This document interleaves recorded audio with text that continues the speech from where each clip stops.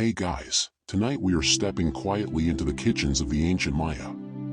You can picture yourself moving through a humid twilight, the kind where the air clings softly to your skin and the smells of wood smoke drift lazily through narrow thatched doorways. The homes here are modest, built from timber and palm fronds, but they all share something. At the center, a kitchen hearth smolders, and beside it sits a scatter of clay pots, stone grinding slabs, and woven baskets brimming with ingredients you might not recognize at first glance.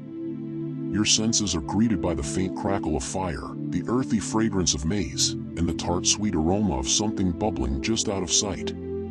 It's not the kind of kitchen you could easily step into and cook without confusion. Forget about measuring spoons, gas burners, or refrigerators. Instead, the Mayan kitchen is alive with slow preparation and endless patience, where every flavor comes from smoke, stone, and time. And if you were suddenly dropped here, you probably wouldn't survive the day, at least not without offending someone by misusing a sacred food, or confusing hot chili paste with a simple bean mash. So, before you get comfortable, take a moment to like the video and subscribe, but only if you genuinely enjoy what I do here. And I'd love to know where you're watching from tonight, and what time it is there. Drop your location and local time in the comments below. Now, as you take your first hesitant steps into this world, you notice that the Mayan kitchen is not only a place of cooking but of memory and ritual. Each pot and tool is tied to centuries of habit, each ingredient a story. You can see a woman crouched over a grinding stone, her hands rhythmically pushing maize kernels back and forth with a heavy oblong stone called a mano. The sound is steady and hypnotic, like waves against a shore. Around her, children poke curiously at gourds filled with honey, and a man returns from the fields with a basket balanced on his back, heavy with green vegetables and roots pulled from the earth. The kitchen hearth itself is simple, 3 stones arranged in a triangle to hold a clay pot above the flames. This 3-stone hearth is so central to life that it even appears in Mayan mythology, representing not just cooking but the 3 cosmic hearthstones of creation. Food is not separate from the divine, it is one of the threads that ties people to their gods, ancestors, and neighbors. Imagine the atmosphere. Smoke coils up slowly, staining the roof black, and a pot murmurs with a thin bubbling sound as it simmers beans into a thick stew. The air is warm, the kind of warmth that settles into your bones and makes you want to sink into a corner and just listen. Everything is done at a pace that feels at once deliberate and timeless. Your eyes wander to the baskets in the corner. You see maize, but not just one kind, kernels of pale yellow, deep red, and even speckled purple. You'll come to learn later that each color has its own symbolism, with yellow maize tied to the body of humans in myth, and white maize associated with purity. Food here isn't just for filling your stomach, it's a language, a set of meanings passed down in edible form. Nearby, gourds are hollowed out and used as containers, filled with dried seeds or a splash of water scooped from a nearby stream. Clay bowls sit stacked beside them, their rims chipped from constant use. On one shelf, or what counts as a shelf, a board lashed across 2 pegs, rests a small pot of chili paste, deep red, pungent enough to sting your nose even from across the room. And if you step outside the doorway, you'll notice how much of the kitchen extends into the outdoors. A family plot stretches behind the house, rows of maize stalks nodding in the breeze, beans climbing up their supports, squash vines curling across the soil. This is the famous 3 sisters planting, maize, beans, and squash, each one supporting the others like relatives at a family table. The maize gives structure, the beans fix nitrogen into the soil, and the squash spreads wide leaves that keep weeds away. Its farming is choreography, each step rehearsed over centuries. Food is both practical and ceremonial. A pot of thick atoll, a maize-based drink, is stirred for daily nourishment, but at the same time, a portion of maize might be offered to the household altar, a quiet gesture to the gods before anyone eats. Children learn early which foods are everyday and which are sacred, which flavors belong to feasts and which belong to rituals. If you lean closer to the hearth, you'll hear not just the crackle of fire but the faint hum of conversation. Stories are told here, gossip exchanged, and plans made for the next day's planting. The kitchen is a gathering space as much as a place of nourishment. The smells of roasted cacao, the tang of fresh herbs, and the earthy notes of tubers roasting in the embers all blend into a tapestry of calm. As you sit here, noticing the slow rhythm of work, you begin to realize that every item in the kitchen carries layers of meaning. The clay griddle for tortillas is more than a tool, it is a bridge to ancestors. The hand-woven mat where food is placed doubles as a sacred stage for offerings. Even the ashes from the fire, carefully collected, might be used later to process maize in nixtamalization, unlocking nutrients the body needs. Nothing is wasted, nothing is random. So this is your introduction, your first quiet step into the forgotten foods of the Mayan kitchens.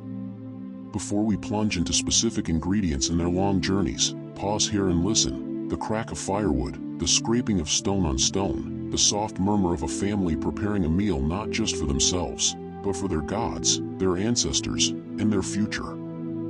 As you settle in, your attention naturally drifts to maize, the lifeblood of the Mayan table. But don't imagine it only as simple tortillas or cornbread. Maize in this ancient world is endlessly versatile, a foundation for breakfasts, dinners, sacred drinks, and even medicinal pastes. The Maya cultivated dozens of varieties, each with unique colors, flavors, and textures. Pale yellow kernels might be ground into a coarse masa for tortillas, deep purple kernels reserved for ritual beverages, and soft white maize used to make gruel for children and the elderly. The very act of grinding these kernels on a metate is a meditation, each push of the mano creating a rhythm that carries the cook into a quiet trance. You could almost imagine the stones themselves whispering ancient recipes if you listen long enough. Maize isn't just about eating. It's a cultural anchor. The Maya believed humans were literally created from maize dough, so every meal is a tiny reenactment of the creation story.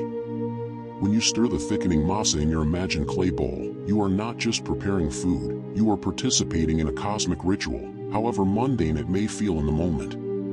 And the flavors are not subtle. Freshly ground corn has a warm, nutty sweetness, which deepens when roasted over the embers of the three-stone hearth. You notice the smell of it rolling up into the smoky kitchen air, mingling with herbs, chili, and whatever tubers have been thrown onto the fire. But the Maya didn't stop at grinding. They soaked kernels in alkaline water in a process we now call nixtamalization. This step softens the hulls, enhances flavor, and unlocks nutrients. Imagine the patience required, pots of maize sitting in lime water over gentle flames until the kernels are plump and pliable. The resulting masa is doughy, fragrant, and ready to be shaped, patted, or stirred into gruels and drinks. You probably won't survive trying to reproduce it perfectly in a modern kitchen without burning something or accidentally adding too much lime, but it's comforting to imagine the slow, deliberate process unfolding in a Mayan home. One of the more curious preparations you encounter is atol, a warm, semi-liquid maize drink. Stirring the thick, bubbling pot, you can smell the natural sweetness of the corn mingled with hints of spices, perhaps a dash of vanilla or ground cacao. Atol is not just a breakfast drink, it is served at festivals, offered to the gods, and sometimes even used as a base for medicinal mixtures. If you were there in person, you might dip a small piece of roasted gourd bread into the steaming cup, letting the flavors mingle while listening to children's laughter outside the kitchen doorway. Then there's pozole, a ceremonial stew made from hominy, the large, puffy kernels produced after nixtamalization. Each kernel bursts with texture, the base for a stew often combined with herbs, chili, and occasionally meat. Imagine a low fire simmering for hours, the kitchen filling with the rich scent of slowly softening corn, blending with the herbal tang of epazote or fresh leaves picked from the nearby garden. A spoonful of this pozole is simple, yet layered with history and symbolism. Every chew is a reminder of the connection between earth, seed, and sustenance. Beyond the pots and fires, you notice that maize is woven into everyday objects. Dried cobs are strung together to store for the rainy season, their bright kernels a cheerful presence even before they are ground into flour. Husks are saved, twisted, and dried to wrap tamales, which are often filled with beans, chili, or sweet fillings like honey or squash. You can imagine children running past, curious hands brushing against the hanging cobs, the tactile experience linking them to the food before it even reaches the pot. Maize also appears in fermented beverages, not unlike a gentle beer. Small, controlled fermentations allow flavors to develop slowly over days, producing drinks that are subtly sour and nourishing. You can picture someone sitting quietly near a cool, shaded corner of the kitchen, stirring the fermenting maize mash, letting it bubble and breathe while occasionally sampling it for just the right tang. These drinks are low in alcohol compared to modern beers, more a tonic than a social lubricant, but they carry an air of ritual nonetheless. And then there are the snacks, humble yet essential. Roasted kernels are cracked and seasoned with chili or ground into pastes that can be rolled into small, portable bites. These are the ancient equivalents of trail mix or energy bars, designed to sustain laborers working under the hot sun, yet also carrying subtle layers of flavor and tradition. You can almost feel the slow, satisfying crunch as someone bites into them, the warmth of the hearth behind them, and the gentle murmur of a kitchen in constant motion. The versatility of maize doesn't stop there. In some regions, the Maya created a kind of flatbread cooked directly on clay griddles over low flames. This bread is thin, slightly crisp on the outside, and tender within. You can picture it served alongside stews or rolled with fillings of beans, squash, or roasted meats. The aroma of the bread baking over open flames carries across the courtyard, signaling to the family that the meal is near readiness. And while the flavors are simple, they are nuanced, layered with the smokiness of fire, the natural sweetness of corn, and the subtle tang imparted by nixtamalization. By the time you step back from this imagined scene, maize has become more than an ingredient. It is an experience, a ritual, and a story.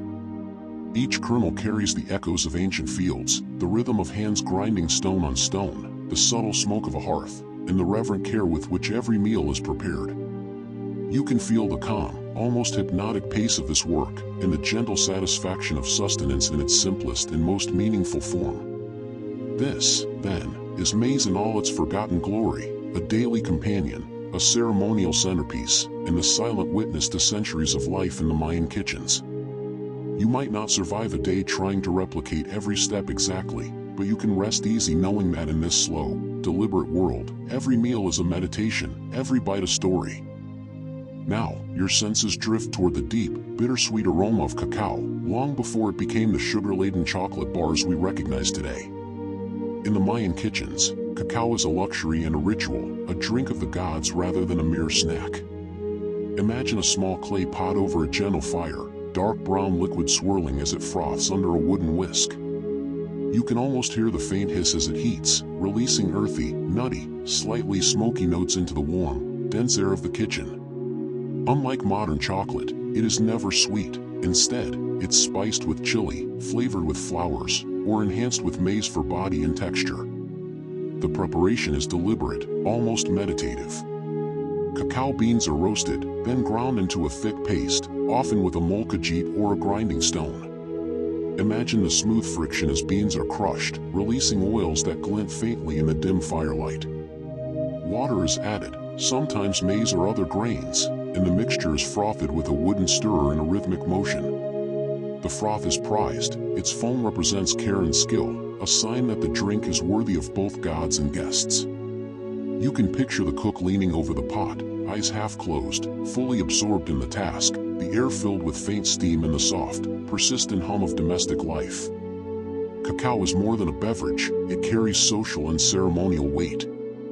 Cups of this bitter drink are served to nobles, warriors returning from battle, and children learning the rhythms of society. In some feasts, cacao is poured over maize cakes, blending flavors in surprising and pleasing ways. The act of drinking is slow, deliberate, an experience rather than a rush. You might even imagine the faint reverence with which each sip is taken, a silent acknowledgement of the labor that produced it, the roasting, the grinding, the careful stirring. In addition to flavor, cacao carries symbolism. Beans themselves are sometimes used as currency, demonstrating their value beyond nutrition. Picture a family trading a few beans for a basket of squash or a small portion of chili paste, the exchange a subtle reminder of cacao's economic and cultural importance.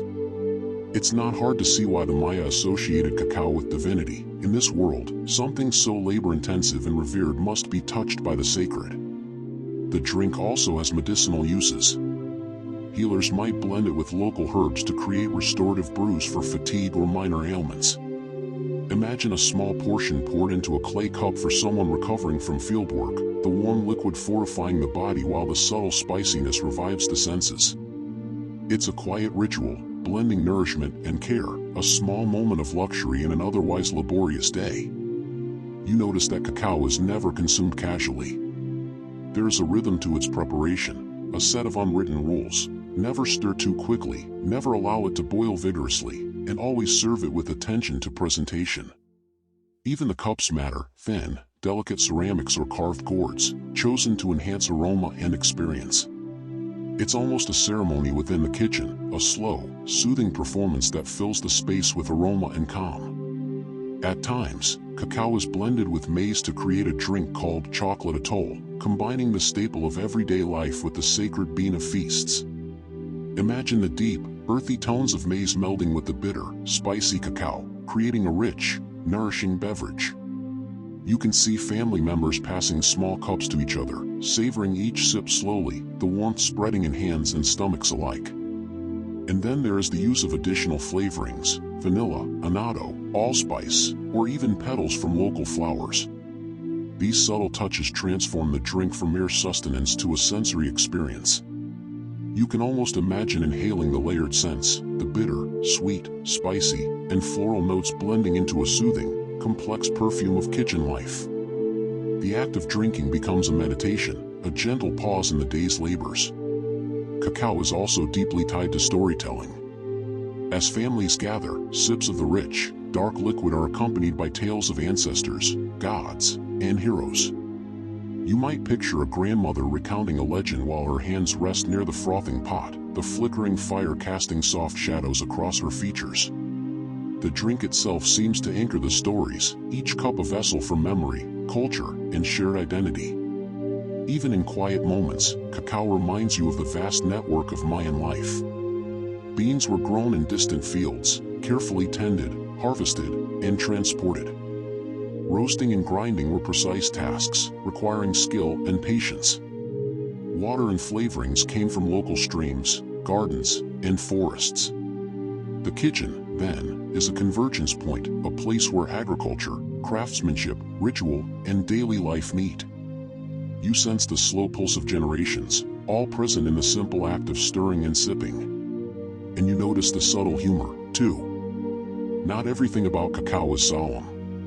Sometimes the froth overflows, spilling onto the hearth, or a curious child dips a finger in for a taste, leaving streaks across the clay rim. Even sacred beverages accommodate gentle domestic chaos, moments that bring warmth and laughter into the kitchen without disturbing the rhythm of life. As you lean back slightly and breathe in the aromas, you realize that cacao embodies the slow, deliberate essence of Mayan kitchens. It is at once ordinary and extraordinary, simple yet layered, bitter yet comforting. The liquid darkens your imagination, carrying you into centuries of practice and care. Every sip you imagine connects you to the hands, the fire, and the reverence that define a civilization's culinary heart. In this space, cacao is not just food. It is meditation, ceremony, luxury, and daily sustenance rolled into one, gently coaxing you to pay attention to the textures, scents, and stories around it. And as the simmering pot murmurs softly, you can almost feel yourself drifting alongside the rhythm of the kitchen, soothed by the slow, fragrant pulse of Mayan life. Moving further into the Mayan pantry, your attention settles on squash and seeds, quietly ubiquitous yet essential elements of daily life. It's easy to overlook them, but these foods form both sustenance and comfort, filling bowls, thickening stews, and even serving as portable snacks. You notice long, curving vines spilling across the kitchen courtyard, their large leaves casting dappled shade over clay pots and grinding stones.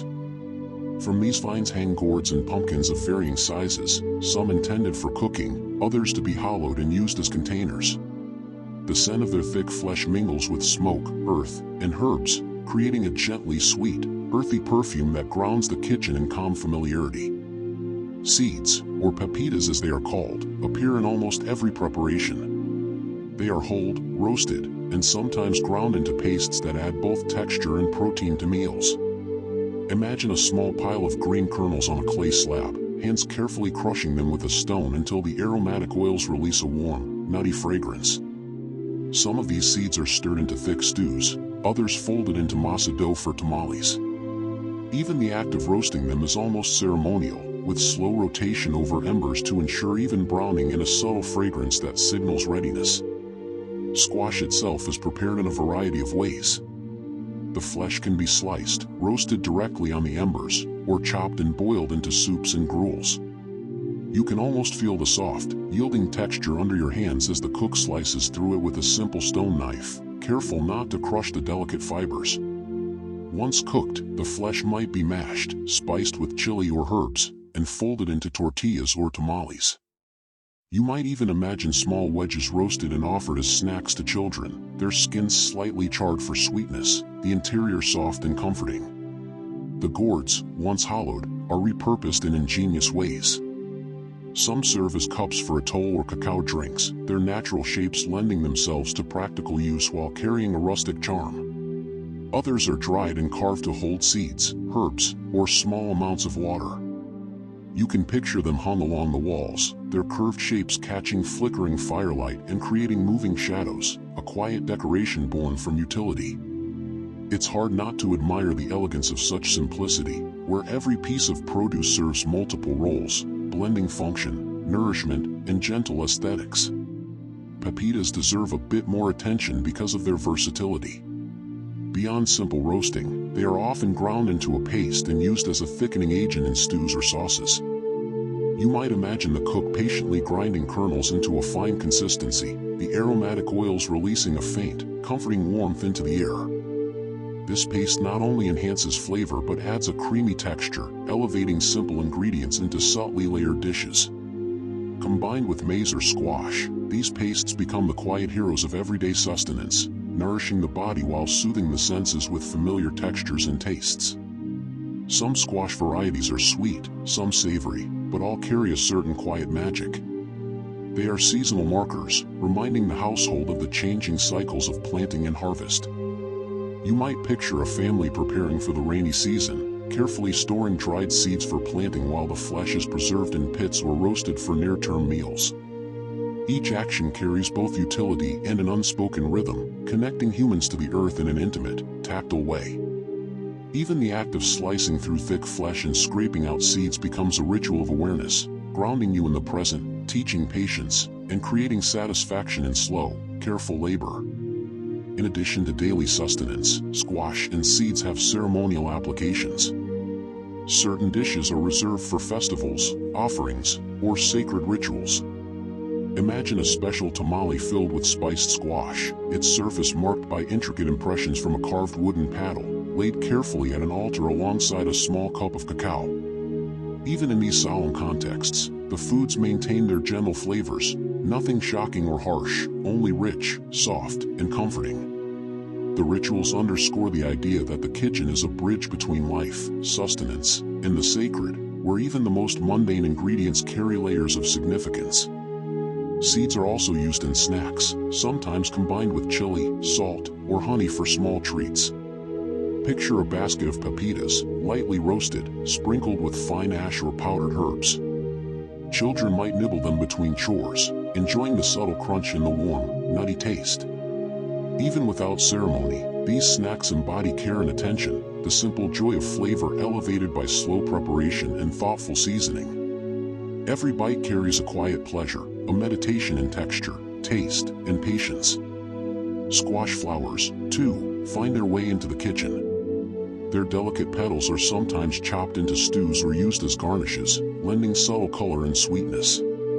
Imagine the cook gently washing the petals, slicing them with care, and folding them into a bubbling pot of beans or maize. It's a soft, almost invisible layer of flavor, reminding you that even the smallest elements of food carry texture, taste, and attention. These petals, ephemeral and delicate, are a reminder of the gentle rhythm of life and the quiet care invested in every meal. You notice that many preparations combine squash, seeds, and maize, layering flavors and textures in slow, deliberate ways. A stew might contain cubes of roasted squash, a handful of ground pepitas, and a spoonful of masa or corn gruel. Each element contributes not only taste but texture, the creamy squash, the nutty crunch of seeds, and the soft chew of maize.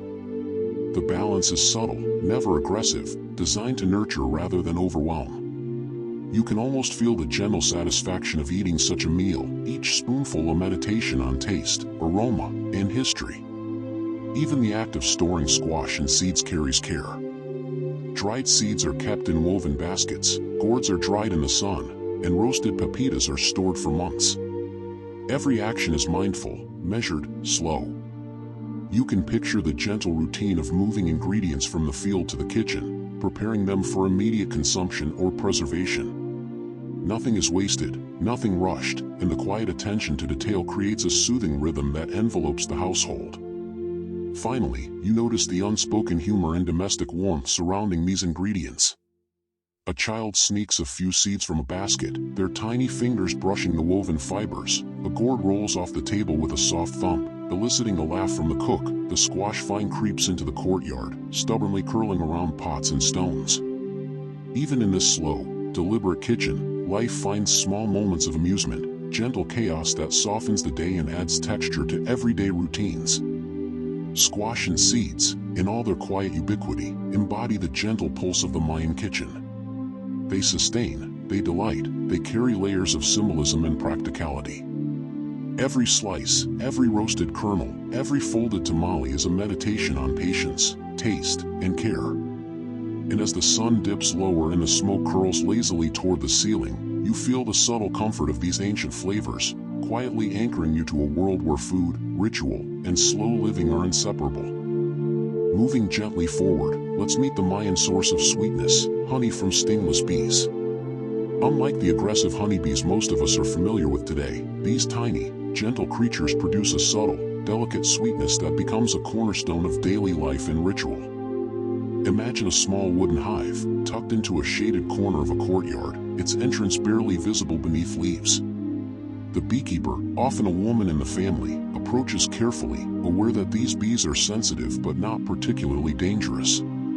She leans in, the hum filling the quiet air, and extracts small amounts of thick, golden honey, which glistens faintly in the dim light, almost like liquid amber. Honey is more than a treat, it's medicine, sweetener, and sacred offering all in one. A spoonful might be stirred into warm Untold or drizzled over roasted squash to enhance flavor subtly.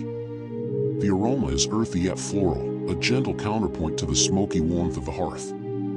Imagine dipping a small piece of bread made from maize into this honey, letting the flavors mingle slowly on your tongue, the soft sweetness lingering as the gentle hum of bees continues outside. Even the process of harvesting honey is a meditation, conducted with care and patience, reinforcing a bond between humans and the natural world. Stingless bee honey is prized for its unique properties. Unlike modern honey, which can be overwhelmingly sweet and viscous, this honey carries hints of wildflowers, herbs, and subtle earthiness. You can imagine a spoonful melting into a warm beverage, its taste calm, soothing, and gentle on the palate. Beyond flavor, it is also believed to have healing qualities. Minor cuts, coughs, or digestive troubles might be treated with a dab of honey, often mixed with local herbs for added efficacy. The kitchen, then, becomes a place of both culinary delight and quiet healthcare, with honey bridging the gap between nourishment and gentle medicine. The preparation and use of honey are slow, deliberate rituals in themselves. Pots of honey are often stored in carefully carved gourds, sealed with leaves or resins to preserve freshness. A small portion is reserved for sacred use, offered to household altars or incorporated into ceremonial dishes. Imagine a tiny ladle scooping out the liquid gold for a ritual tamale, a gesture of reverence that honors both the bees and the gods. Even in mundane applications, such as sweetening a gruel or coating roasted seeds, the care with which honey is applied embodies the slow, mindful pace of Mayan kitchen life. Honey also interacts with other key ingredients in fascinating ways. Stirred into maize gruels or mixed with ground pepitas, it elevates flavors without overwhelming them. Imagine a pot simmering with roasted squash, a handful of ground seeds, and a drizzle of honey, the aromas blending into something deeply comforting and quietly complex. It's a flavor profile designed for enjoyment, sustenance, and reflection, where each bite and sip carries both nutrition and sensory satisfaction. Outside the hearth, honey has social and economic significance. beekeeping knowledge is passed carefully from generation to generation, ensuring continuity of practice. Honey might be traded for small quantities of maize, beans, or chili, quietly circulating value through the community. This exchange is gentle, not competitive, a slow rhythm of giving and receiving that maintains household and societal balance. Even children participate, carefully observing hives and learning to respect the bees' work, the hum of tiny wings becoming a comforting soundtrack to childhood chores and lessons. The honey itself, once extracted, is stored for longevity. Clay pots or hollowed gourds protect it from light and pests, ensuring it will be available for months. Picture a kitchen shelf lined with these containers, the soft glow of firelight reflecting off their rounded surfaces. The sweet scent of honey blends with smoke, roasted maize, and simmering stews, creating an atmosphere of gentle warmth, calm, and contentment. It is as if the very air has been infused with the quiet sweetness of daily life. Even the act of tasting honey carries a certain ceremony. A small spoonful might be set aside for a visitor, a child, or the head of the household, creating a pause in the kitchen's rhythm. You can picture someone savoring it slowly, letting its mild complexity unfold on the tongue, appreciating both flavor and effort. There is a quiet joy here, a mindfulness that transforms a simple sweetener into a moment of reflection and calm. Honey also appears in desserts and snacks. Small maize cakes might be brushed with honey before roasting, producing a gentle caramelization that intensifies aroma and texture. Roasted seeds might be tossed with a thin glaze of honey, creating portable treats that are nourishing, tasty, and infused with the sweetness of care and labor. You can imagine a child carrying a small morsel outside, crunching it slowly under a sun-dappled tree, the hum of bees above blending with distant laughter. The bees themselves are treated with respect. Their hives are tended gently, never destroyed, and their role in pollination and flavor production is understood instinctively. You can picture someone walking carefully through a garden, pausing to check a hive, the air filled with a low, comforting buzz that is neither threatening nor alarming. This integration of human and natural rhythm reinforces the slow, mindful atmosphere of Mayan kitchens, where every flavor and every action is measured, deliberate, and harmonious. Honey's role in ceremonial life also deserves attention. A small portion might be offered to gods, ancestors, or spirits, poured over maize cakes or placed at shrines. This is not dramatic or ostentatious, it is subtle, a gentle acknowledgement of gratitude for sustenance, labor, and life itself. In these acts, you see the interplay of taste, aroma, and spiritual mindfulness, a practice that brings focus and calm to the domestic space. As the evening light softens, you notice how honey enhances the sensory landscape of the kitchen. Its golden hue catches the glow of embers, its scent lingers softly among herbs and roasted squash, and its presence provides a gentle sweetness to the palate. The slow pace of extracting, measuring, and incorporating honey mirrors the overall rhythm of the kitchen, deliberate, thoughtful, and soothing. You can feel the domestic choreography, the hum of life intertwined with the natural world, all anchored by this simple, remarkable ingredient. By now, honey is more than a flavor. It is a teacher of patience, a connector of senses and stories, a bridge between humans, animals, and the divine. Every spoonful represents careful observation, knowledge passed across generations, and the quiet satisfaction of creating something that nurtures body, mind, and spirit. And in this softly humming, fragrant kitchen, you can sense the calm it brings, a sweet thread weaving through the daily rhythm of Mayan life. Now, allow your attention to drift toward chiles, those small yet mighty fruits that season nearly every Mayan meal. Unlike modern hot peppers that often dominate a dish, Mayan chiles are used thoughtfully, adding gentle warmth, aroma, and complexity rather than overwhelming heat. Picture a small, sunlit courtyard where bright red, green, and even yellow chiles are drying slowly on woven mats. Their skins glint faintly in the light, curling slightly as they dehydrate. You can almost hear the soft rustle as a breeze passes over them, a whispering reminder that these tiny fruits are central to flavor, culture, and kitchen rhythm. Chiles appear in countless preparations. They are roasted over embers, ground into pastes, and sometimes fermented with seeds and other vegetables. Imagine a mortar and pestle rhythmically crushing dried peppers into a fragrant powder, the aroma mingling with smoky maize, roasted squash, and simmering cacao. Even a small pinch transforms a dish, layering taste in a way that feels alive, subtle, and comforting. There is a careful attention to balance. Too much might overwhelm, too little leaves the meal flat. The cook's experience guides this invisible measure, a delicate dance between flavor and patience. In everyday cooking, chiles are combined with staples like maize, squash, beans, and pepitas. You might picture a thick, bubbling stew where cubes of roasted squash mingle with ground seeds and a gentle dash of chili paste, each spoonful offering a hint of warmth and depth. The spice isn't aggressive, it's gentle, a subtle hum under the dominant flavors that soothes rather than shocks. And yet, even this mild heat has a way of waking the senses, grounding you in the slow rhythm of the kitchen while connecting you to centuries of culinary practice. Chiles also appear in beverages. Sometimes, a pinch is stirred into atoll or cacao, transforming ordinary drinks into mildly spicy, aromatic experiences. Imagine taking a sip of warm, maize-thickened chocolate, its bitterness smoothed by gentle heat from the chili, the aroma rich and grounding. Even in these quiet moments, chiles participate in the ritual life of the kitchen, blending flavor with tradition in subtle, almost hypnotic ways. The cultural significance of chiles extends beyond mere taste. They are used in ceremonial pastes and offerings, sometimes placed on altars or incorporated into ritual foods. The act is deliberate and reverent. Chiles are a connection to the earth and to the gods, their fiery essence seen as a form of energy or life force. You can almost feel the subtle power they carry as they sit drying in the sun, the bright colors signaling vitality and presence even before they are touched by hands or fire. Preservation is a slow, mindful process. Chiles are sun-dried, sometimes smoked, or stored in clay containers to maintain flavor through seasons when fresh peppers are unavailable. Picture them lined neatly on shelves or hanging in bundles, their vivid colors softening slightly with age, but their aroma intensifying. Even in storage, they impart a faint warmth to the air, a gentle reminder that the kitchen is alive with potential flavor, ready to transform mundane ingredients into subtly sophisticated dishes.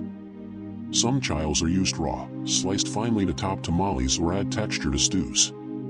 Others are pounded into smooth pastes that serve as sauces or seasonings. The textures vary. Roasted chiles yield soft, smoky pastes, while dried, unroasted ones create coarse powders. Each form brings different qualities to the meal, and the cook selects carefully, aware that subtle variations affect both taste and aroma. You can imagine fingers brushing over the smooth or rough surfaces, a tactile meditation that guides culinary intuition. Even the children in the household learn to appreciate chiles, starting with small tastes and gradually understanding the gentle warmth that they bring. Imagine a child sampling a tiny piece of roasted pepper, eyes widening in surprise, then smiling at the comforting warmth spreading through their mouth. Through this process, flavor knowledge is passed down slowly, teaching respect for taste, patience, and the delicate balance of ingredients. Chiles also contribute to the textures of meals. Ground into thick pastes, they help bind ingredients together. Chopped finely, they punctuate a stew with tiny bursts of heat. They are rarely the star but always an essential supporting element, much like the quiet hum of the hearth that sustains the kitchen's rhythm. Imagine the cook stirring a pot, fingertips brushing the aromatic paste, adjusting amounts with intuition rather than measurement, the kitchen enveloped in the subtle warmth of pepper and smoke. Beyond taste, chiles serve symbolic purposes. Red chiles are sometimes used in offerings, representing vitality, life, or protection. Green chiles might be associated with growth and renewal. Even in these small gestures, flavor and meaning intertwine, each tiny fruit carrying layers of practical and spiritual significance. You can picture them placed carefully alongside maize cakes on a home altar, a simple yet profound act linking daily sustenance with the sacred. Roasting chiles over the three-stone hearth is another sensory meditation. You can imagine the cook turning each pepper slowly, the skins blistering and curling, releasing aromas that are both sweet and pungent. The rhythmic motion is hypnotic, a quiet counterpoint to the simmering pots of maize, squash, and cacao. Even without tasting, the scent alone signals warmth, patience and the gentle passage of time in the kitchen. In combination with other spices, herbs, and seeds, chiles contribute to subtle complexity. They are rarely used in isolation but blended with pepitas, squash, or maize to create multi-layered flavors. Picture a thick, gently bubbling stew where the heat is soft, the aroma rich, and the taste harmonious, a quiet symphony of ingredients, each supporting the others, never overwhelming, always soothing. Ultimately, chiles in the Mayan kitchen exemplify subtlety, patience, and mindfulness.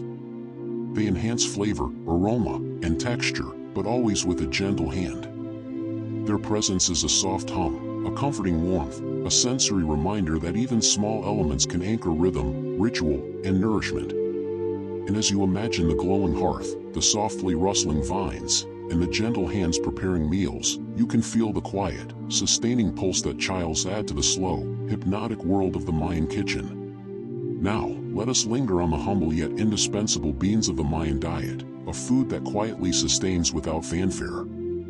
These legumes are grown in small plots alongside maize and squash, forming the classic Three Sisters triad that nourishes body and spirit alike. Imagine a sunlit field, vines curling gently around maize stalks, pods ripening slowly in the warm breeze. The sound of leaves rustling overhead, the faint scent of earth and green growth, becomes a backdrop for the patient, repetitive work of harvesting. The beans themselves are varied, black, red, and speckled varieties, each carrying subtle differences in texture, flavor, and use. In the kitchen, beans are soaked overnight, a slow process that softens their tough skins and readies them for cooking. Imagine water gently swelling the small, hard seeds in clay vessels, the faint earthy aroma rising as the sun warms the courtyard. This slow hydration is a quiet meditation, a rhythm that sets the pace for the day's preparations. By morning, the beans are ready for simmering in simple stews, combined with squash, maize, or herbs, their soft, nutty flavor forming the comforting base of countless dishes. Beans are not just protein, they are texture, aroma, and subtle taste. Simmered slowly over embers, they absorb flavors from chiles, herbs, and roasted squash, transforming into a richly layered meal. You can almost feel the gentle patience required, stirring occasionally, adjusting heat, and allowing each bean to soften without breaking apart. The process is slow, deliberate, almost hypnotic, inviting the cook to move in sync with fire, vessel, and ingredients rather than against them. The uses of beans extend beyond stews. Some are ground into pastes to thicken sauces or enrich tamale fillings. Others are pounded and mixed with roasted seeds or spices to create small, portable snacks for travelers or laborers. Imagine hands carefully rolling the mixture into small balls, the texture firm yet yielding, the flavors subtle but nourishing. These snacks are designed to sustain without overwhelming, a reflection of the thoughtful, measured approach to sustenance that characterizes the Mayan kitchen. You might also encounter fermented bean preparations, where slow, controlled fermentations develop flavor and digestibility. Imagine a pot of softened beans, lightly salted and set aside to age over several days, developing a gentle tang and complexity that enhances subsequent dishes. The transformation is gradual and quiet, requiring attention but no hurry, a small lesson in patience and respect for natural processes. Even without tasting, the aroma tells a story of slow, intentional work, connecting you to both past and present kitchens. Beans are versatile in texture as well. Some stews retain whole beans, offering a soft chew that contrasts with maize or roasted squash. Others are mashed into creamy pastes, smooth and comforting. You can picture a family sitting quietly, each spoonful of bean stew a soothing, warm presence, its earthy flavor grounding them in daily life. The beans themselves, unassuming though they are, become carriers of satisfaction, a gentle nourishment that sustains the body and pacifies the mind. Cultural significance runs deep.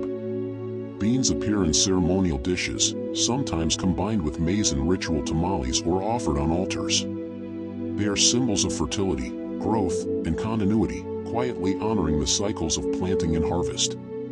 You can imagine a small offering of beans, polished and arranged carefully alongside maize cakes and honey, each element carrying layers of meaning. Even the simplest preparation thus becomes a subtle meditation on life, community, and connection to the land. In everyday life, beans offer practical benefits. They store well when dried, providing a reliable food source during lean months. Picture baskets of beans hanging from rafters or tucked into clay jars, their presence a quiet reassurance for the household. They require little attention once harvested, yet offer maximal utility, a testament to the Mayan understanding of sustainable, slow-living practices in both agriculture and cuisine. Beans also interact playfully with other ingredients. Ground into pastes, they thicken maize porridge. Mixed with roasted pepitas, they add a nutty undertone. Combined with chiles, they carry a gentle warmth that lingers without aggression. The combinations are subtle, harmonious, and deliberate, reflecting a culinary philosophy that favors balance over boldness, patience over haste, and gentle complexity over overt drama. Imagine the tactile rhythm of preparation: rinsing, soaking, stirring, pounding, and folding. Each motion is deliberate, almost hypnotic. The sound of beans shifting in water, the soft clatter of grinding stones, the gentle bubbling of a stew, all form a symphony of domestic labor that is at once calming and grounding. The kitchen hums with life, not in frantic energy but in steady, measured pulses. Even children learn from beans. They watch elders sort and rinse, mash and stir, absorbing both technique and patience. Small hands may assist with gentle stirring or bean counting, learning rhythm, taste, and care. You can picture a quiet afternoon where a child sits by the hearth, watching beans soften slowly in a clay pot, the aroma curling around them like a soft blanket, teaching mindfulness through participation. Beans also provide a quiet humor and domestic warmth. A handful might spill, eliciting a small laugh. A pod may stubbornly resist opening, requiring careful coaxing, or someone might sneak a taste, leaving traces of nutty flavor on fingers or lips. These small moments enliven the kitchen, reminding you that sustenance and play, patience and joy, coexist seamlessly in the slow pulse of daily life. By now, beans have revealed themselves as more than simple legumes. They are sustenance, texture, flavor, ritual, and slow-living teachers. Every bowl, every paste, every careful stir is a meditation on balance, patience, and care. And as the kitchen hums with quiet activity, you feel a subtle satisfaction, grounded in the earthy, comforting rhythm of ancient Mayan kitchens, where every bean tells a story of nurture, patience, and connection. Now, let your attention wander toward the soft, aromatic world of herbs and edible flowers in the Mayan kitchen.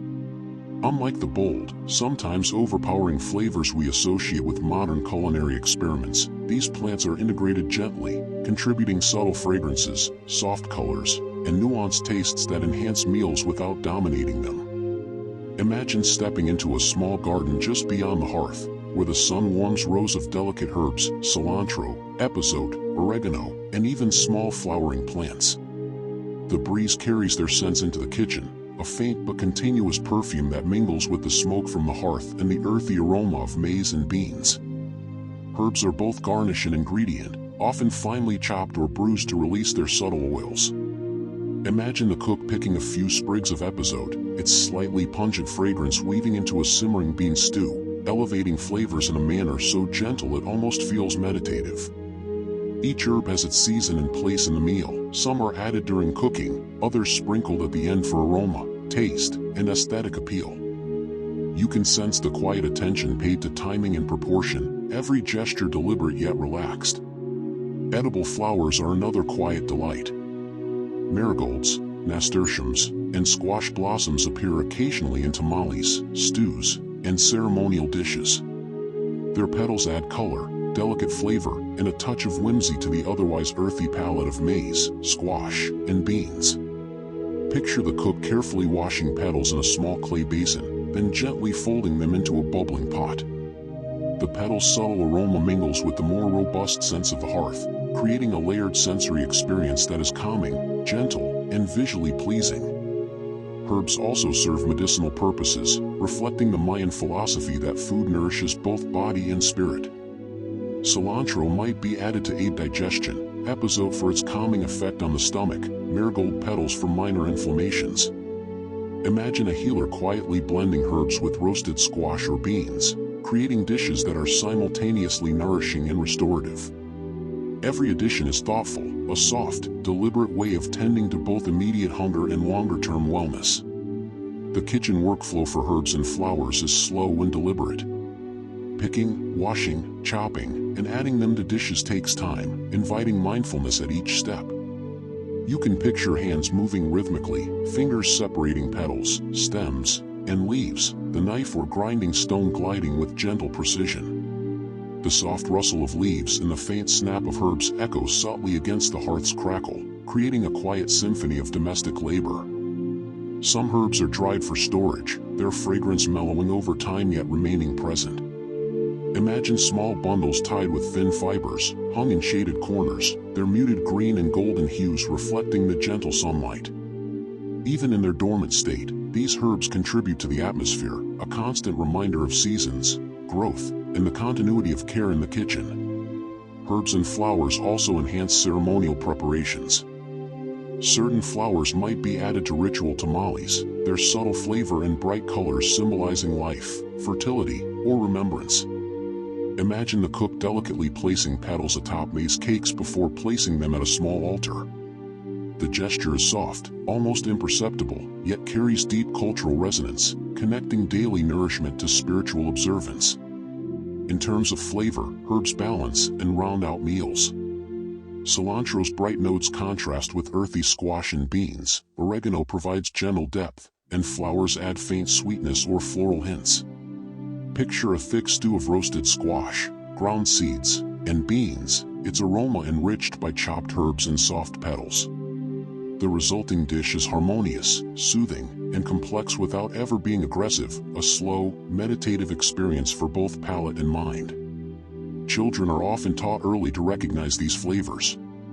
Small hands learn to distinguish leaves by scent and texture, to notice how petals change a dish's appearance or aroma, and to appreciate subtlety over boldness. Imagine a child kneeling by a herb bed, inhaling the faintly pungent scent of episode or the delicate perfume of marigolds, a quiet smile of discovery forming as they taste a tiny piece.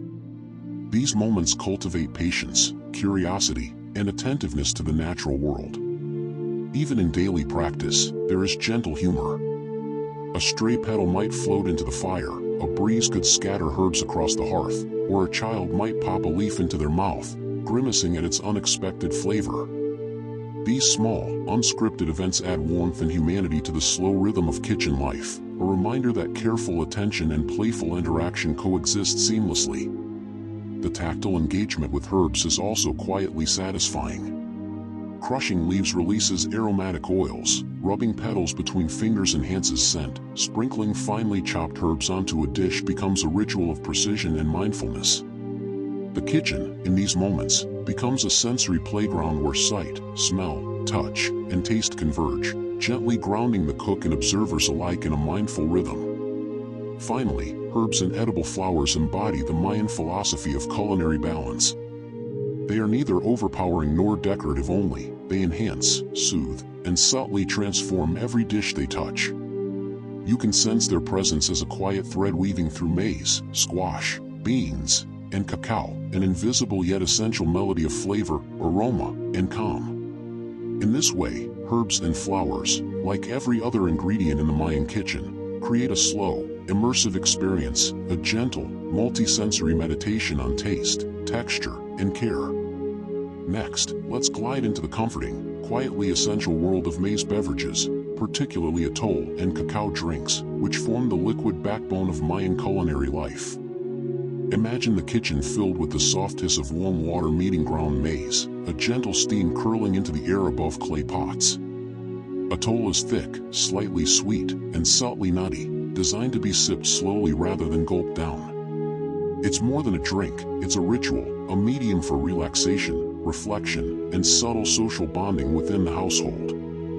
The preparation begins with maize soaked overnight, its kernels softening into a pliable texture ready for grinding. You can picture the cook rhythmically using a grinding stone, the sound of stone against stone, a meditative percussion that fills the quiet space. As the maize transforms into fine masa, the fragrance evolves, carrying earthy, sweet, and slightly grassy notes. This is the foundation for atoll, and the slow process of grinding, stirring, and simmering exemplifies the careful patience that permeates every aspect of Mayan cooking. Once ground, the maize is combined with water and gently heated, stirring continuously to prevent clumping. Imagine the rhythm of the wooden spoon, moving in slow circles, smoothing the mixture into a consistent, creamy texture. A pinch of honey or a touch of roasted seeds may be added, enhancing both flavor and nutritional value. The aroma of warm maize mingling with sweet or nutty accents creates a calm, inviting atmosphere that draws the household together around the hearth. Cacao drinks hold an equally important, though more ceremonial, place. Beans are roasted over low fire, then ground into a paste and dissolved into warm water. The resulting beverage is bittersweet, often subtly spiced with chili, vanilla, or honey. You might imagine someone carefully measuring a pinch of chili into a steaming cup, the aroma soft and intriguing rather than aggressive. Drinking cacao becomes a gentle sensory experience, warming the body, lifting spirits, and offering a quiet, reflective moment in the day. Both atoll and cacao serve as carriers for other flavors and nutrients. Roasted pepitas, ground into a fine paste, may be mixed in for creaminess and protein, while honey or squash puree adds subtle sweetness and texture. Imagine the cook gently folding these ingredients together, the mixture thickening gradually, its aroma layering softly with the warmth of the hearth and the hum of activity in the courtyard. Every sip carries history, taste, and nourishment simultaneously. The beverages are consumed slowly, often during morning rituals or evening wind-downs.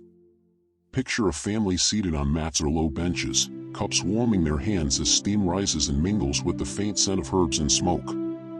The pace is deliberate, sipping, savoring, and quietly observing the kitchen's rhythm. Even the children participate, learning the art of slow consumption, discovering the subtle flavors, and understanding that nourishment can be an experience, not merely a necessity. Storage and preparation are mindful. Leftover maize gruel can be kept warm over low embers, while cacao paste is stored in clay jars for gradual use. Imagine the gentle flicker of firelight reflecting off these containers, their earthy aroma merging with that of roasted squash, simmering beans, and sweetened seeds. Even when the drinks are not being actively consumed, they contribute to the sensory landscape of the kitchen, a constant, quiet presence that reminds all of the slow, steady pulse of daily life. Atoll, in particular, is versatile. It can be thickened or thinned according to need, sweetened or spiced lightly, or enriched with small amounts of roasted squash or seeds.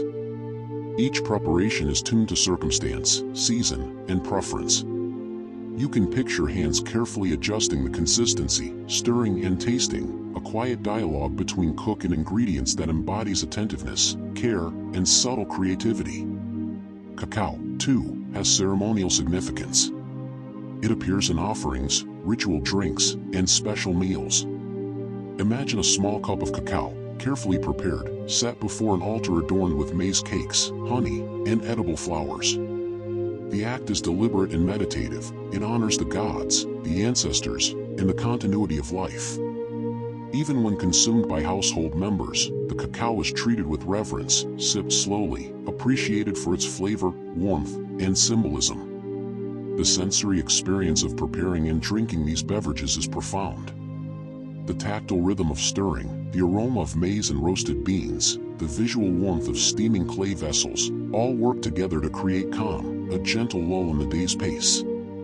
Imagine observing this scene as a quiet participant, absorbing the sensory layers without needing to engage actively, feeling the soft pull of mindfulness inherent in these slow practices.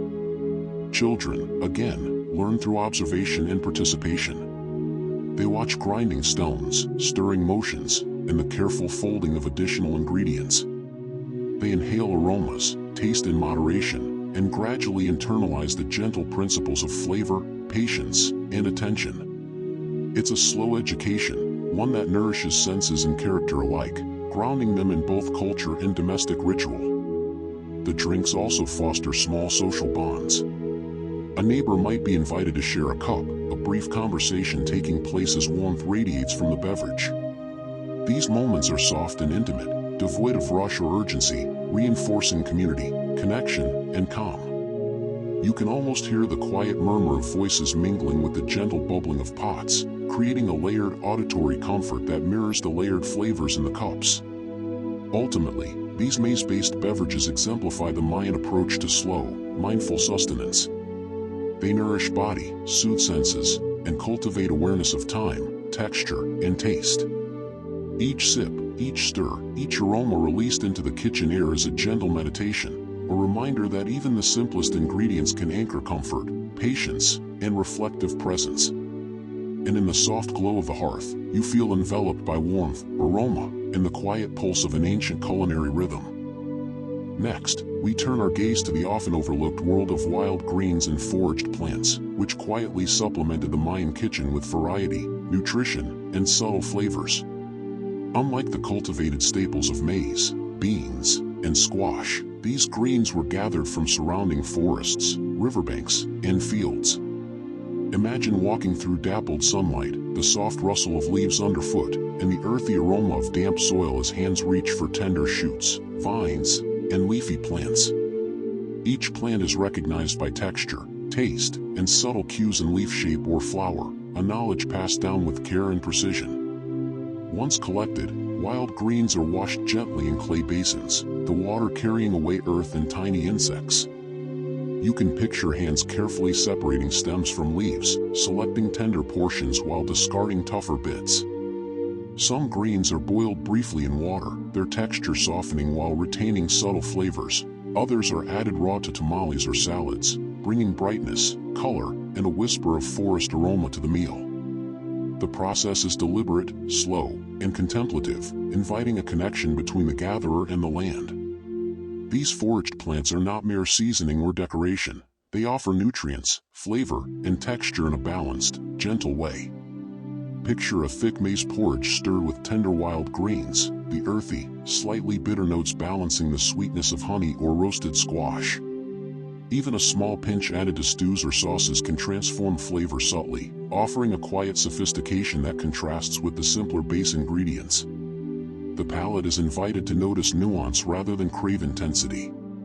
Some wild plants carry medicinal properties as well. Certain leaves are believed to aid digestion, calm minor discomforts, or provide mild vitamins and minerals. Imagine a mother adding a few torn leaves to a bean stew, the aroma subtle but grounding, the flavor supporting both nourishment and wellness. In this way, daily cooking doubles as a form of gentle healthcare, a soft integration of culinary and herbal knowledge. Preparation often requires tactile engagement. Crushing, bruising, or chopping leaves releases aromatic oils and enhances flavor subtly. You can visualize the cook kneading greens between fingers, feeling texture, releasing scent, and intuitively adjusting quantities. The rhythm of these motions is meditative, synchronized with the simmering of stews, the crackle of fire, and the gentle humming of the household. Every gesture reinforces a calm, mindful presence. Wild greens also appear in ceremonial or celebratory dishes. Some might be added to tamales for festivals, small tokens of seasonality and abundance. Picture a tamale being wrapped with care, tender leaves folded within, the green hue peeking subtly through the maize dough. Even these subtle additions carry cultural significance, representing connection to land, season, and ancestral knowledge. The act is quiet, respectful, and rooted in continuity rather than extravagance. Children are often encouraged to help in gentle ways, washing leaves, arranging small bundles, or observing the subtle differences between edible and inedible plants. Imagine a child holding a small sprig, learning its smell, touch, and color, absorbing lessons in patience, observation, and careful judgment. The sensory experience of wild greens, sight, touch, and aroma, anchors a tactile literacy that underpins both culinary skill and environmental awareness. The subtle humor and rhythm of working with wild plants are evident too. A vine may resist picking, a leaf may brush unexpectedly against the cheek, or a small insect might surprise the gatherer, prompting a soft laugh. These small, unscripted interactions infuse the slow kitchen rhythm with life and warmth, reinforcing that care, attention, and joy coexist in the gentle pulse of domestic work. Some greens are stored dried for later use, hung in small bundles in shaded areas or woven into simple baskets.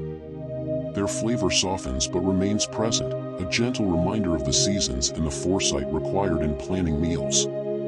Imagine a kitchen shelf lined with these bundles, the faint aroma of forest lingering, blending with roasted squash, maize, and simmering beans, a quiet, layered sensory experience.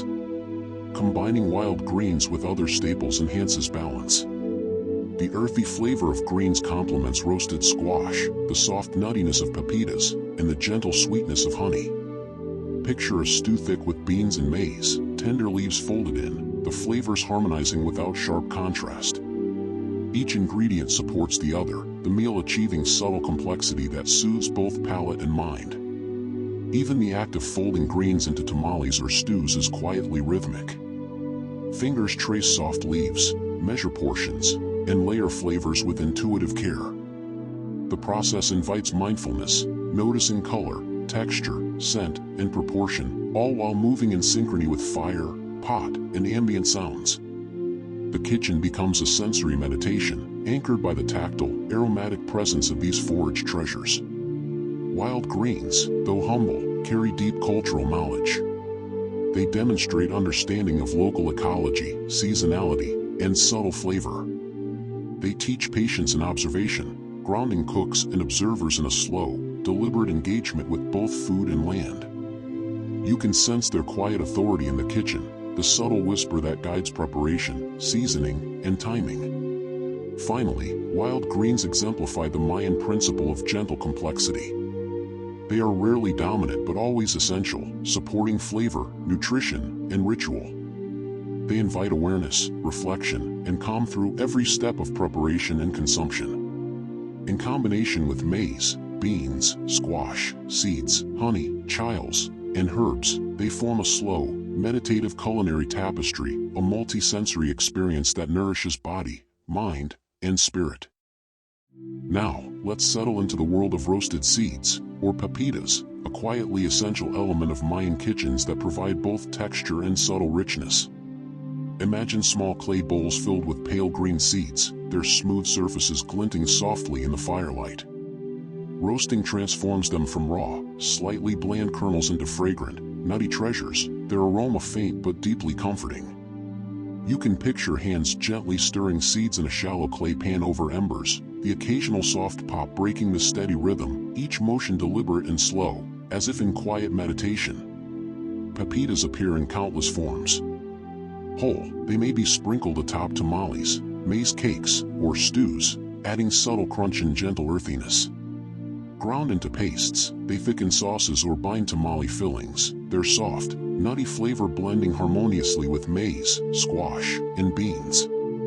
You can almost feel the tactile satisfaction of crushing seeds between stones or mortar and pestle, the rhythmic grinding producing a fine, fragrant paste that will later become a key element of slow, immersive meals. The preparation is deliberate and patient. Raw seeds are cleaned, sorted, and sometimes lightly toasted before grinding. Imagine small hands separating damaged seeds from perfect ones, appreciating their individual shapes and textures. Then, the seeds are roasted slowly over low fire, filling the kitchen with a gentle, nutty aroma. The process is quiet and unhurried, a reflection of the broader slow-living philosophy that permeates Mayan domestic and culinary practice. Pepitas also contribute nutritional balance. Rich in oils, protein, and subtle flavor, they enhance the filling quality of stews and tamales. Picture a thick, bubbling bean stew, with a spoonful of ground seeds gently folded in, softening the texture while enriching flavor. Even a small quantity can transform a dish, adding depth and subtle satisfaction without overpowering other elements. The effect is gentle, grounding, and quietly nourishing, a hallmark of Mayan culinary wisdom. Seeds are versatile. They might be incorporated into ceremonial tamales, roasted and lightly salted for snacks, or ground into sauces to accompany roasted squash or maize cakes. Their flavor is subtle but distinct, nutty and faintly sweet, complementing both savory and slightly sweet preparations. You can imagine a child savoring a few roasted seeds, the gentle crunch and mild aroma offering comfort and a tactile connection to centuries of culinary tradition. The rhythmic motion of grinding seeds into pastes is meditative. A mortar and pestle hums with quiet energy, each downward push releasing aromatic oils that drift into the air, blending with simmering stews and the faint scent of roasted squash. Every push, every turn, every stir reinforces a slow, mindful pace, connecting the cook to both ingredients and generations of practice. It's an immersive sensory experience that calms, focuses, and quietly satisfies. Pepitas also interact playfully with other flavors. Mixed with honey, they form soft, sweet snacks. Blended into maize pastes, they thicken and enrich subtly. Combined with chiles, they carry warmth while softening intensity. These combinations reflect careful attention to balance, a philosophy that prizes harmony over dominance, subtlety over flash, and patience over haste. You can picture each dish arriving at a gentle equilibrium of texture, flavor, and aroma. Even the small imperfections in seeds contribute to the kitchen's rhythm. A cracked seed may be discarded or added to a snack, one that pops unexpectedly during roasting elicits a soft laugh. These tiny, unscripted moments enliven the slow, deliberate work, reminding everyone that joy and patience coexist seamlessly in daily culinary life. Children are taught early to handle seeds gently. They learn sorting, roasting, and grinding, developing tactile sensitivity and flavor awareness. Imagine a child kneeling beside an adult, carefully stirring a shallow pan of seeds, inhaling the nutty aroma, and observing how gentle heat transforms texture and scent. These experiences instill mindfulness, care, and subtle sensory appreciation, lessons that extend far beyond food preparation. Seeds also feature in ceremonial contexts. Small portions might be offered alongside maize cakes, tamales, or honey at household altars. The act is quiet, thoughtful, and reverent, connecting domestic work with spiritual observance. Even simple roasted pepitas carry layers of significance, symbolizing nourishment, labor, and continuity of tradition. Texture, aroma, and flavor converge when seeds are combined with other ingredients. Imagine a tamale filled with ground seeds, roasted squash, and a pinch of chili, the aromas blending softly, the texture varying from creamy paste to tender vegetable, each bite offering subtle complexity. This delicate interplay is characteristic of Mayan culinary artistry, understated, thoughtful, and harmoniously layered. Storage is equally considered. Seeds are kept in clay containers or woven baskets, protected from moisture and pests. Over time, their aroma softens but persists, reminding the household of future meals and the slow, mindful pace of domestic life. Even in repose, the seeds contribute subtly to the sensory fabric of the kitchen. Pepitas, though modest, embody many principles of the Mayan kitchen: patience, care, mindfulness, and gentle sensory layering. They enrich flavor, texture, and nutrition while teaching lessons in observation, rhythm, and tradition.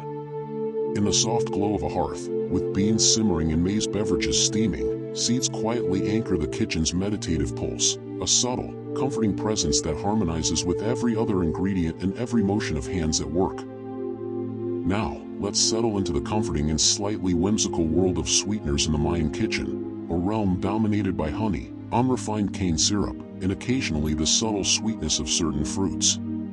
Imagine the kitchen imbued with the gentle aroma of warm honey, sunlight glinting off amber jars, and the soft hum of bees remembered through the taste and scent of their labor. These sweeteners are never overwhelming. Instead, they add gentle nuance, a quiet elevation of flavor that enhances rather than dominates dishes.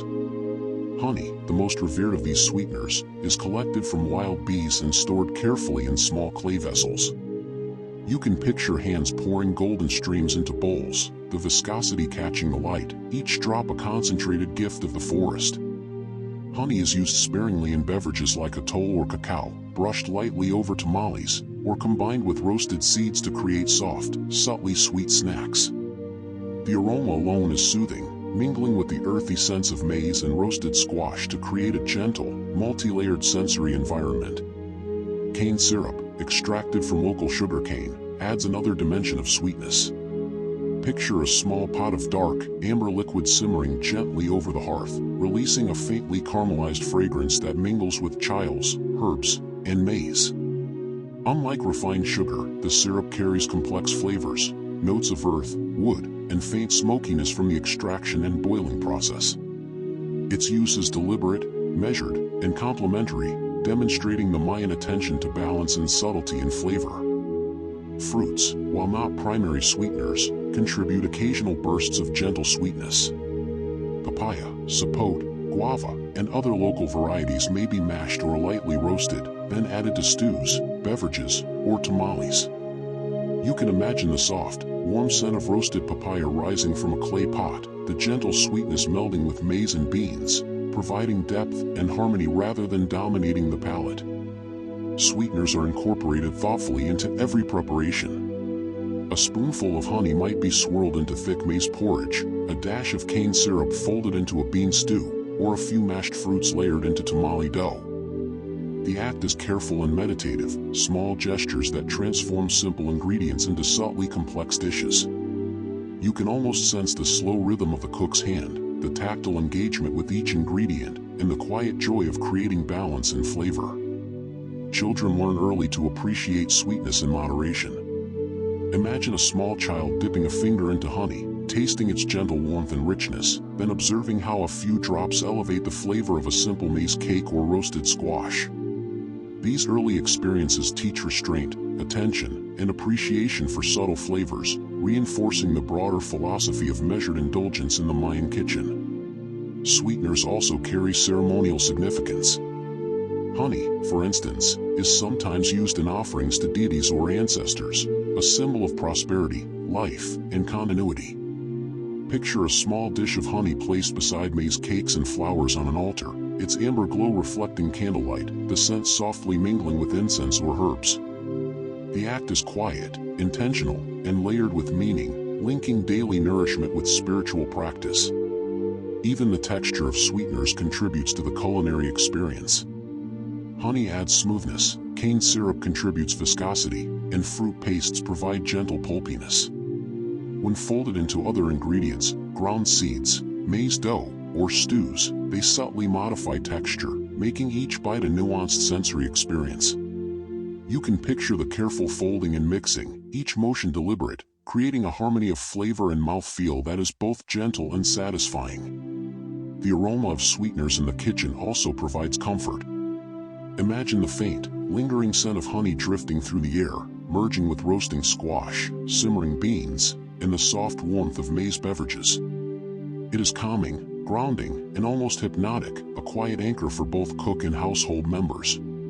The sensory landscape created by these small additions is immersive, engaging multiple senses at once while fostering a relaxed atmosphere. Sweeteners also serve as a quiet bridge between savory and sweet dishes. A hint of honey in a subtly spiced squash stew, or a dash of cane syrup in roasted pepitas, softens flavors and balances contrasts. Imagine tasting a spoonful of stew where warmth, nuttiness, and sweetness converge gently. There is no jolt, only calm satisfaction. This careful balance reflects the broader Mayan approach to culinary harmony, subtlety, patience, and mindful layering of taste. Harvesting and storing sweeteners is itself a ritual of care. Honey is kept in clay jars, protected from heat and moisture. Cane syrup is stored in small pots or gourds. Fruit pastes are dried or lightly roasted for preservation. Imagine shelves lined with amber jars and dark pots, a quiet, orderly testament to foresight, patience, and respect for ingredients. Even when unused, these sweeteners contribute subtly to the atmosphere of the kitchen, signaling abundance and continuity. Small, unscripted moments often enliven the use of sweeteners. A bee sting during honey collection, a sticky finger during stirring, or a child sneaking a taste, all add gentle humor and human warmth to the otherwise slow, deliberate rhythm. These incidents reinforce the intimacy of domestic life and the joy inherent in mindful culinary work. Ultimately, honey, cane syrup, and fruit pastes exemplify the Mayan philosophy of gentle enhancement.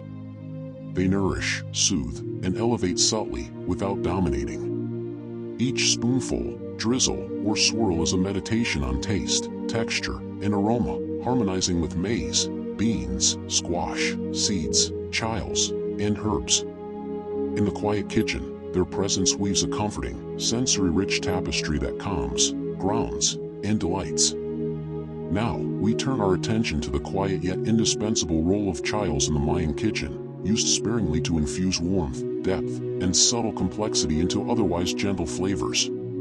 Picture a small clay bowl filled with dried chiles, their deep reds and earthy browns muted under soft sunlight. Unlike the aggressive heat often associated with modern chili use, Mayan cooks employ chiles thoughtfully, adding just enough to enhance other flavors without overwhelming them.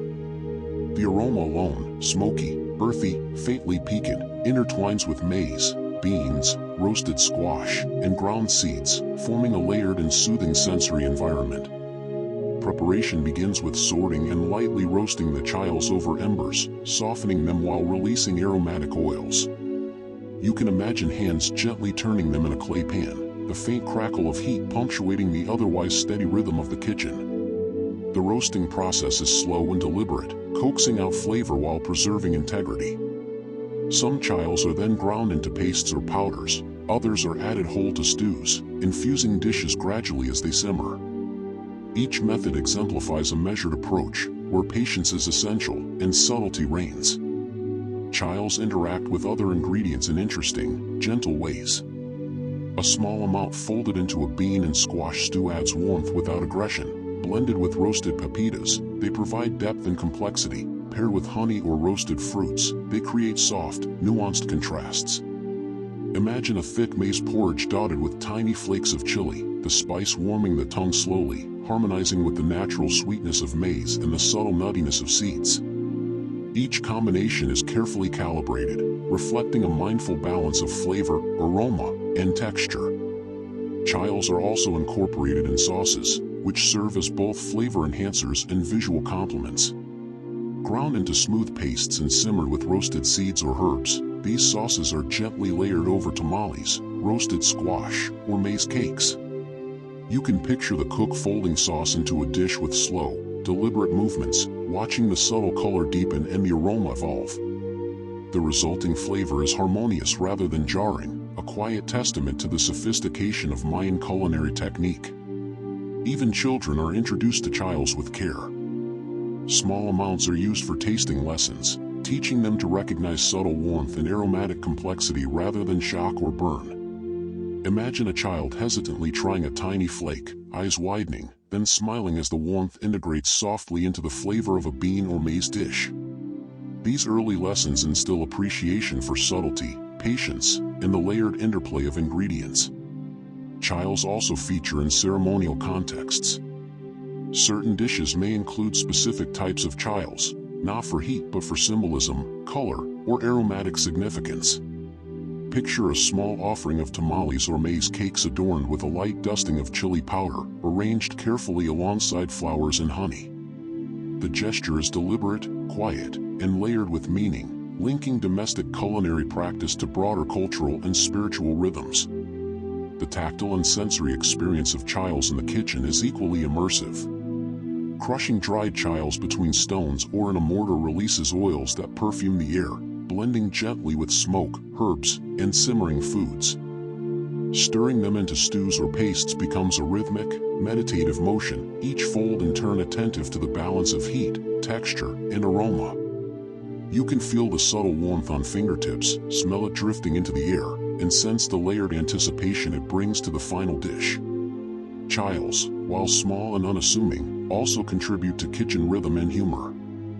One may roll off the counter, requiring a quick, careful rescue. Another might crack unexpectedly during roasting, eliciting a soft laugh. These unscripted moments enliven the slow, deliberate work, reminding everyone present of the gentle joy that accompanies mindful labor. Storage is also deliberate. Dried chiles are kept in clay containers, sometimes woven into small bundles for hanging in the kitchen. They retain aroma, color, and subtle flavor, ready for use whenever needed. Even at rest, they contribute a quiet presence, signaling preparedness, care, and the ongoing pulse of domestic and culinary life. The use of chiles is a masterclass in measured flavor. They enhance without dominating, adding warmth, depth, and aromatic complexity. Their integration with maize, beans, squash, seeds, herbs, and sweeteners exemplifies the Mayan approach: patience, observation, and harmony.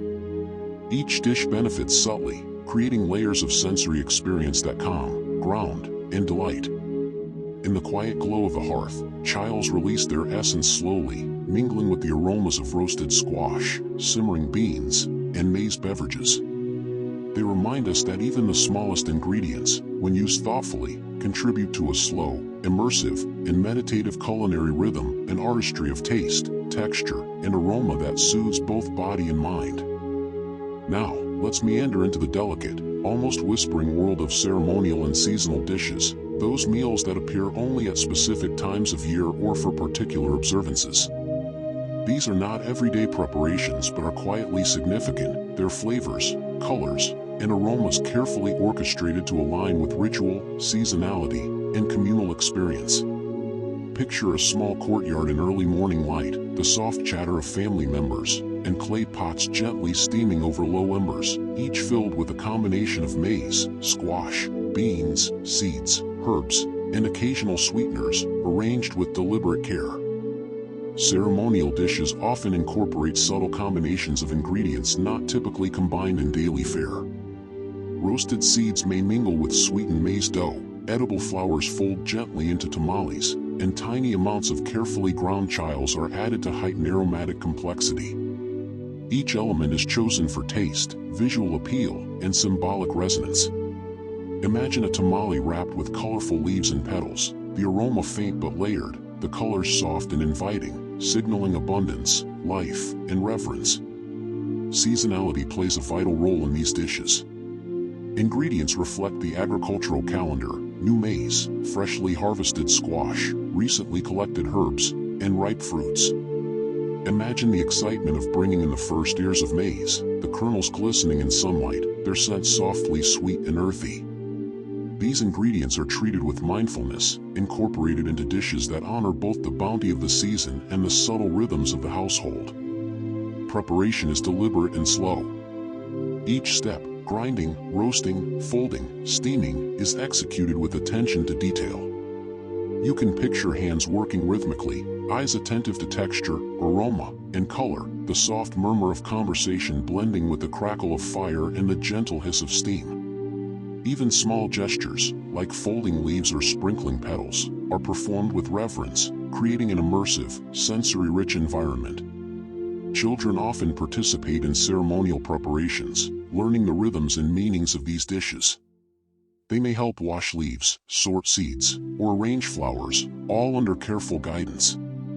Imagine a child carefully placing a petal atop a tamale, eyes focused, absorbing lessons in patience, observation, and cultural continuity. These quiet experiences impart a deep understanding of culinary and social practice, fostering mindfulness and respect for tradition. The flavors of ceremonial dishes are subtle but layered. A gentle sweetness from honey or roasted fruits, a nutty depth from ground seeds, an earthy warmth from chiles, and the soft freshness of herbs combine into compositions that comfort and calm. Each bite is a slow meditation on taste, texture, and aroma, inviting prolonged attention and gentle reflection. Imagine the savoring of a single tamale, its flavors unfolding slowly, harmonizing rather than clashing, the sensory experience enveloping both body and mind. These dishes also convey stories and memory. A particular combination of maize, seeds, and petals might recall a past harvest or a long-past ancestor. Imagine the cook pausing mid-preparation, inhaling the aroma of roasting squash or crushed seeds, and remembering a grandmother or teacher who taught them the recipe. Each sensory cue becomes a quiet bridge to memory, anchoring the present in continuity, connection, and reflection.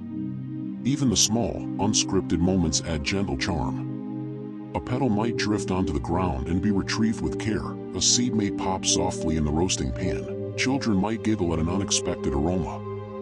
These minor events infuse the kitchen with warmth and humor, blending seamlessly with the otherwise calm, deliberate rhythm of ceremonial preparation. Storage and presentation are also considered with quiet attention.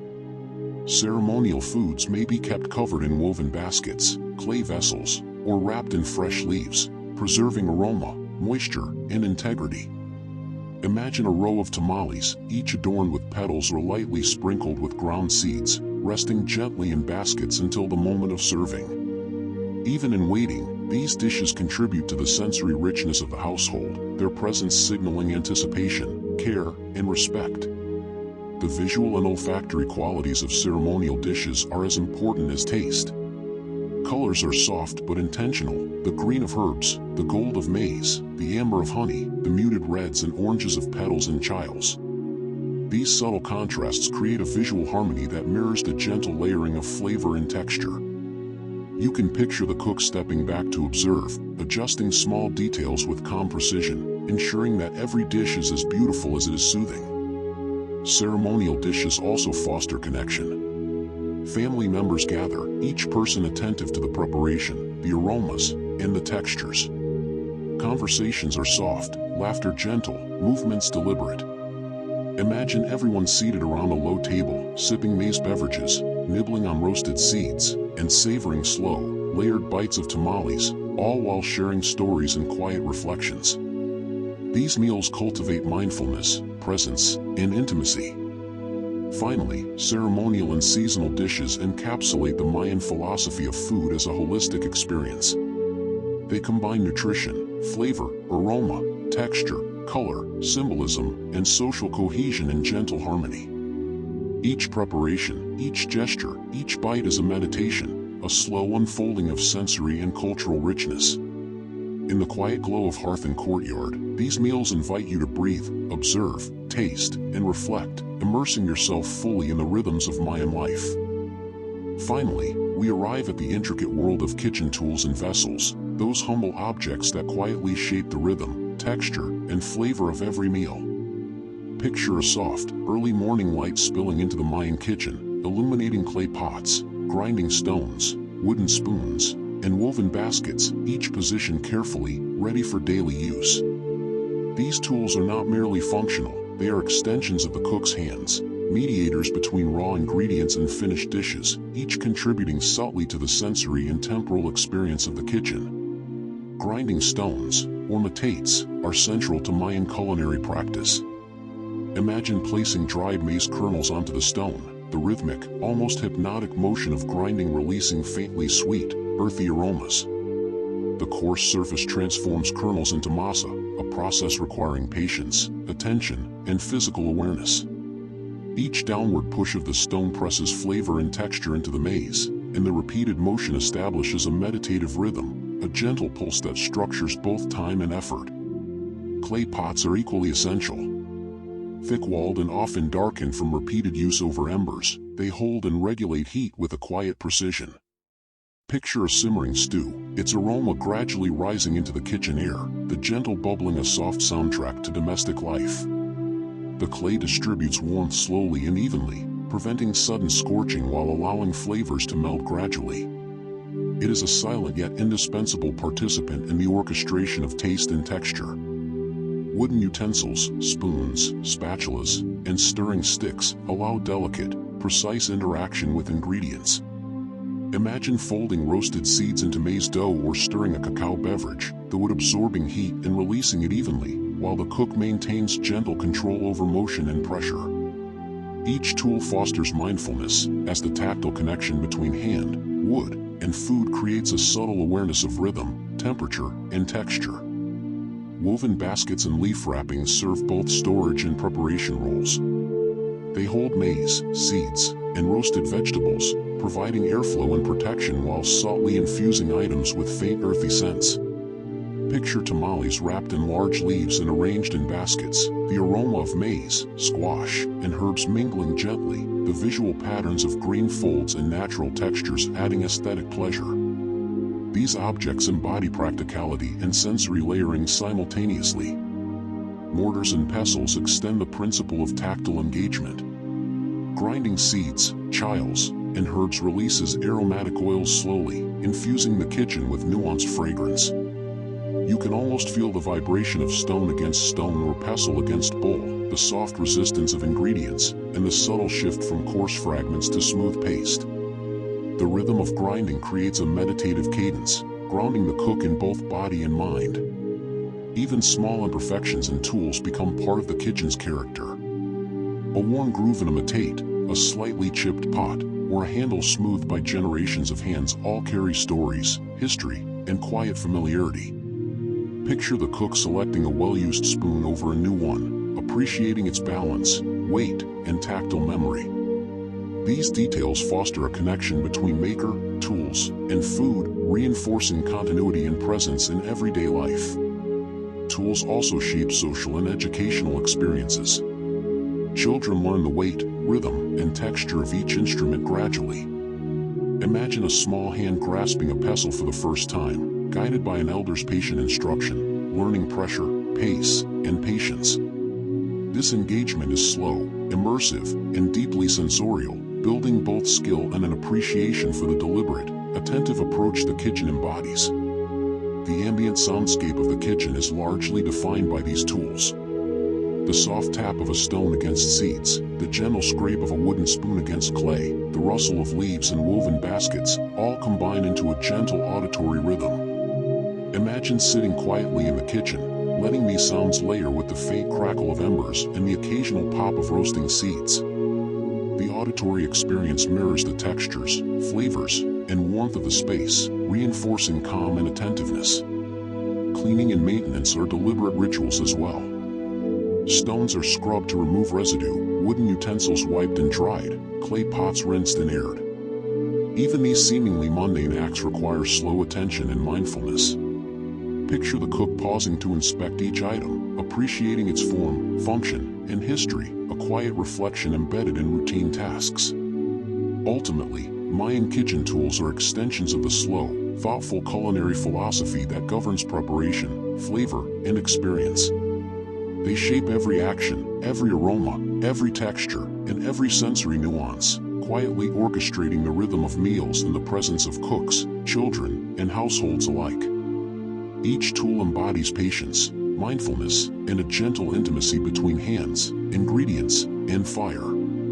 The kitchen, in its totality, tools, vessels, ingredients, and people, forms a meditative ecosystem. It is a space where flavor, aroma, texture, and ritual converge, where every motion, sound, and scent contributes to a sensory and cultural tapestry. In this environment, you experience the Mayan approach to food as art, ritual, and slow, immersive practice. And as you sit back, imagining the grind of maize, the warmth of clay pots, the soft aroma of roasted seeds, and the delicate interplay of herbs, chiles, and sweeteners, you realize that the essence of the Mayan kitchen is more than recipes. It is a rhythm, a sensory meditation, and a legacy of thoughtful, slow living, quietly waiting to be savored and remembered.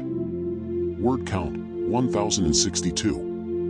Wind down reflection. As our journey through the forgotten foods of Mayan kitchens draws to a close, take a moment to breathe and reflect on the slow, deliberate rhythms that shape every meal. From the gentle grind of maize to the subtle aroma of roasted seeds, from the careful folding of leaves to the soft warmth of maize beverages, each element invites mindfulness, presence, and appreciation. Imagine yourself seated on a woven mat, warm cup in hand, inhaling the layered fragrances and textures that have traveled through time. The wisdom of balance, patience, and subtlety resonates through every flavor and motion, reminding us that nourishment is as much about ritual and awareness as it is about sustenance. These kitchens, alive with quiet labor and sensory richness, offer not only meals but a gentle invitation to slow down, observe, taste, and savor.